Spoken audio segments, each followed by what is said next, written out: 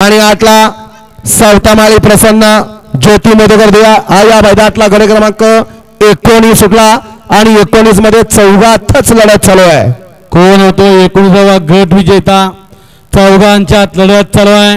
शेवटच्या क्षणापर्यंत इथं येतोय प्रत्येक जण जिंकण्यासाठी। परत एकदा त्याच ड्रायव्हरचं निर्वाद वर्चस्व। वकील